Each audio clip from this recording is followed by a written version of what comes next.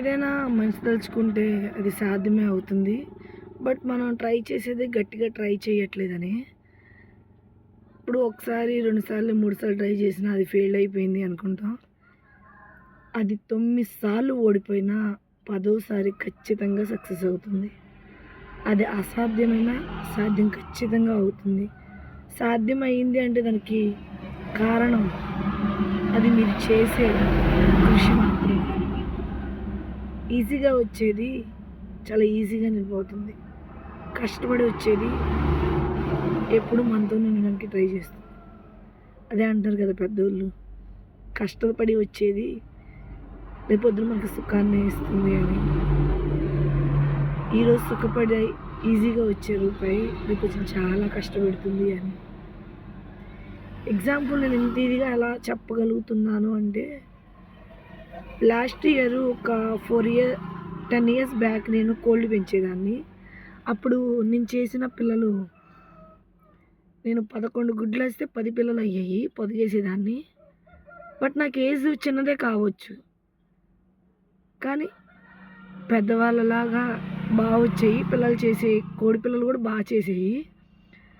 ఒక్కొక్కళ్ళు మనం 10 కోడిగుడ్లు వేసినా 6, 5 వచ్చాయి. ఇది కోడి గుడ్లు పొదిగేసేటప్పుడు పెద్దవాళ్ళు తెప్పించాలి, పెద్దవాళ్ళు దీవెని తీసుకోవాలి, వాళ్ళ చేతితో వేస్తే వాళ్ళు చాలా చూస్తున్నారు, వాళ్ళ చేయి మంచిదయ్యిద్ది అని చెప్పి పెద్దవాళ్ళ చేతుల మీద చేపిస్తారు. నేను ఎవరిని అడిగేదాన్ని కాదు. అసలు కోళ్ళు పెంచడం కూడా నాకు తెలియదు. కానీ మ్యారేజ్ అయ్యాక చాలా వరకు నేర్చుకున్నా. నేర్చుకునేది ఏముందబ్బా, లేచిన కాంచి ఎన్నో చూస్తాము, వాటిల్లో చేసుకుంటూ వెళ్ళిపోవడమే. సక్సెస్ అయిందనుకో అది అలా ఉండిపోద్ది. ఫెయిల్ అయ్యామనుకో దాని నుంచి ఒక లెసన్ నేర్చేసుకుంటాం. పోయేదేముంది, జీవితంలో ఎన్నో నష్టపోతున్నాం. నష్టపోయే వాటిలో ఇప్పుడు నష్టపోయింది చాలా చిన్నదే అనిపించింది. సిన్సియర్గా చెప్తున్నా, ఇక్కడ జీవితాలే చాలా కోల్పోతున్నాం. కోల్పోయే వాటిల్లో మనం నష్టపోయేది పెద్దదంటారా? 10 ఇయర్స్ పెంచిన చెయ్యి 4 ఇయర్స్ క్రితం కోడిని పొదిగేస్తే కోడికి పేలు పడిపోయినాయి. సరే అని మళ్ళీ నీటిలో ఉంచి పిల్లలన్నా బతుకుతాయి అంటే అసలు పిల్లలు చేయలేదు, చనిపోయింది అలాగే పేలుతో పాటు. రెండోసారి వేస్తే గుడ్లు పొడిచి తాగేస్తుంది. మూడోసారి వేస్తే గుడ్లో కూర్చోవట్ల, బలవంతంగా కూర్చోబెట్టా. పొదిగే గుడ్డే మళ్ళీ కోడే 11 గుడ్లు పెట్టింది. దానికి ఆల్రెడీ పొదిగేటప్పుడు సిగ్నల్ ఇస్తుంది. ఆ సిగ్నల్ బట్టి కోళ్ళు పెంచే వాళ్ళకి ఐడియా ఉంటుంది. పొదుగుతుందని వేసా, 2 రోజులు కూర్చున్నాక పొదుగు ఆడిపోయింది. ఇట్లా కాదని చెప్పి గుడ్లు తీసేసి టైం అయిపోయాక నీళ్ళల్లో ముంచేసేసితే పొదుగు ఆరిపోద్దని నీళ్ళలో ముంచేసేసాను, లైట్గా పొదుగు ఉందని. తర్వాత కోడి అడ్రస్ లేకుండా వెళ్ళిపోయింది. మా ఇంటికి రావట్లే, వేరే ఇంటికి వెళ్ళిపోతుంది. ఎంత ట్రై చేసినా కూడా ఇక చిక్కట్ల. మళ్ళీ మాది మీది అని డిస్కషన్స్, గొడవలు ఎందుకని చెప్పి వదిలేసేసాను. అలాగా 4-5 టైమ్స్ నాకు ఫెయిల్యూర్ ఎదురైంది. ఈ పని ఇలా కాదు, ఇలా కాకుండా ఇంకొంచెం వేరేగా ఆలోచిద్దాం అని చెప్పని రీసెంట్గా కోళ్ళు తీసుకున్నా పెంచడానికంటే. అంటే పాలకి తీసుకుంటాను చెరిసగం. అంటే పాలకంటే మీకు ఏంటి, పాలంటే ఏంటి, కోళ్ళు పెంచే పాలంటే ఏంటి అని తెలియని వాళ్ళు ఎవరైనా ఉంటే కామెంట్ చేయండి, నేను చెప్తాను. నాకు తెలిసింది చెప్తాను, తెలియనిది అయితే నేను జోడించి మాత్రం చెప్పను. ఇది కూడా తెలియదా, ఇది అందరికీ తెలుసు పల్లెటూరులో ఉన్న వాళ్ళకి అనే కొన్ని రకాల వాళ్ళు ఉంటారు కదా సోషల్ మీడియాలో. వాళ్ళకైతే ఈ వీడియో అవసరం లేదు, ఎందుకంటే వాళ్ళకి తెలుసు కాబట్టి. తెలియని వాళ్ళకి మాత్రమే వీడియో నాది. అయితే పాలకి చేస్తాను, ఇంతంత పిల్లలు కొనుక్కుంటాను, అరపెట్టలు కొనుక్కుంటాను, గుడ్లు పెట్టేవి తీసుకుంటాను, గుడ్లు పెట్టినవి తీసుకుంటాను, పుంజు పిల్లలు తీసుకుంటాను. అలాగే ఏది కన్వీనియంట్ ఉంటే ఆ కన్వీనియంట్గా తీసేసుకుంటాను. తీసుకొని ఈరోజు పిల్లల్ని అయితే చేపించలేదు, నేను నడిచే మార్గాన్ని మార్చా కొంచెం. కోడి పిల్లల్ని అయితే పొదిగేయట్లేదు. రీసెంట్గా ఇంకోటి చెప్తున్నా, షేర్ చేస్తున్నా. రీసెంట్గా 2 పిల్లలు, అంటే ఒక 1 మంత్ పిల్లలు, అవి జాతి పిల్లలు, జాతి పెట్ట. అయితే అది తీసుకుని దాని పిల్లలు ఉన్నాయని అది గుడ్లు పెట్టింది.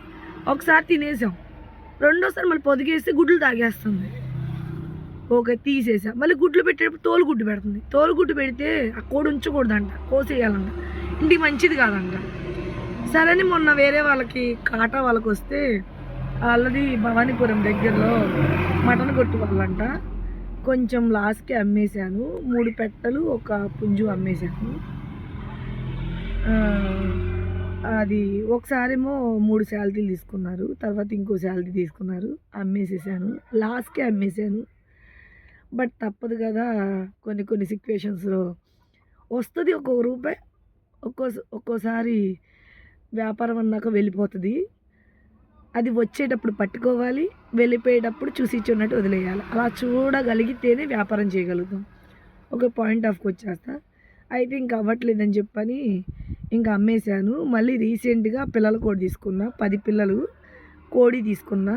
అవి మీకు ఆల్రెడీ వీడియోలో పోస్ట్ చేశాను, చిన్న చిన్న వీడియోస్ పోస్ట్ చేశాను షార్ట్లో. యూట్యూబ్లో ఉంది అండ్ ఇన్స్టాగ్రామ్లో కూడా ఉంది నాది. ఇప్పుడు ఆ పిల్లలు పెంచుతున్నా. బట్ నేను మా ఇంట్లో పొదగేయలేదంతే, వేరే వాళ్ళ దగ్గర పొదిగిన పెట్ట తెచ్చుకున్నా. ఇప్పుడు ఏదైతే ఏంటి పెంచుతున్నానుగా, దాని నుంచి అయితే నష్టం అయితే నాకు లేదు. ఇప్పటికి దగ్గర 5,000 పెట్టి తీసుకున్నాను నేను గోల్డ్. దానివల్ల బెనిఫిట్ మా ఇంట్లో తిన్నాము. ఇంచుమించు ఒక 2K 3K లాభం వచ్చింది. అవి ఏం పెద్దగా తినవు, ఇంట్లో తినేవే వేస్తా. పెద్ద ఇంపార్టెంట్గా దాన్ని నేను ఎంచుకోవడం అసలు. ఒక 3-4 మంత్స్ పెంచుతా చిన్నపిల్లలు అయితే. లేదనుకుంటే పెద్ద పిల్లలు అనుకో, ఒక 1 మంత్లో బేరం మీద వస్తే అమ్మేస్తాను. తీసుకుంటాను, అమ్మేస్తాను. కోళ్ళు పెంచడం కామనే, కానీ దాన్ని మార్చి ప్లాన్ చేంజ్ చేస్తాను. ఏదైతే ఉంది మనకి ఇన్కమ్ రావాలి, బెనిఫిట్ ఉండాలి వ్యాపారం చేస్తే. అలా అని కోళ్ళు ఒక్కటే కాదు, నాకు ఆల్రెడీ బడ్డీ కొట్టు ఉంది, ఆల్రెడీ చూస్తున్నారుగా. కొబ్బరి బొండాలు ఉన్నాయి, కొబ్బరి బొండాలు అమ్ముతానుగా. ఏదో ఒకటి ట్రై చేస్తూనే ఉండాలి. ఎవరి కోసమో కాదు, మన ఫ్యామిలీ కోసం మాత్రమే చేస్తున్నాం. ఎవరి కోసం చెయ్యట్లా. ఎవరి కోసం చేసినట్టు ఫీల్ అవ్వాల్సిన అవసరం లేదు. మన ఫ్యామిలీ కోసం చేస్తున్నాం కూడా. కొంచెం కష్టం అనిపించినా ఇష్టం చేసుకుంటే కష్టం కూడా ఇష్టంగా మనకు అనిపిస్తుంది. అది ఫీల్ అయితేనే తెలుస్తుంది. ఏంటి ఇంత లెసన్ పీకుతున్నామని కాదు, 1 2 3 4 5 6 అలా ఫెయిల్ అవుతుందని ఆగిపోకూడదు. నడవాలి, గమ్యం చేరే వరకు నడవాలి. గమ్యం చేరడానికి దోవలు ఏదో ఒకటి, ఒక దోవ మూసిపోతే ఇంకో దోవ ఓపెన్ అవుతుంది. మన ప్రయత్నం చూసి పైవాడే మనకు విజయాన్ని మన ఎదురుకి ఇవ్వాలి. దేవుణ్ణే కరిగించాలి. ఎందుకు రాదు, దేనికి రాదు సక్సెస్ రాలేదు అంటే మనం చేసే పనిలో కరెక్ట్ లేదని, న్యాయం లేదని, మన కష్టం లేదని. మన కష్టం న్యాయం ఉంటే ఈరోజు ఓడినా రేపు మనకి ఖచ్చితంగా సక్సెస్ చూడగలుగుతాం. ఇది మాటల్లోగా చెప్పేది. నేను నడిచే దాన్ని బట్టి మీకు చెప్పగలుగుతున్నా. ఇందులో ఏమైనా నేను తప్పు మాట్లాడుంటే, మిమ్మల్ని ఏమైనా హర్ట్ చేసి ఉంటే ఐఎమ్ రియల్లీ సారీ. ఎందుకంటే రూపాయి కోసం చాలా కష్టపడుతున్నారు. ఎంత కష్టపడినా కష్టం మిగులుతుందే కానీ దానికి లాభం మిగలట్లేదు. కొన్ని వాటిల్లో పర్లా లాభం మిగిలినా మిగలపోయినా కష్టపడాలి అని కంకణం కట్టుకుంటే ఆటోమేటిక్గా సక్సెస్ తలదించి మన దగ్గరికి రావాలి. వచ్చే వరకు ద్రప్పకూడదు. వచ్చే వరకు మనం కష్టపడితే సక్సెస్ వచ్చాక ఆ సక్సెస్ మనని నడిపిస్తుంది. ఏమంటారు? నిన్నన్నది ఎంతవరకు కరెక్ట్ అంటారు? Comment please. Have a nice day. Bye.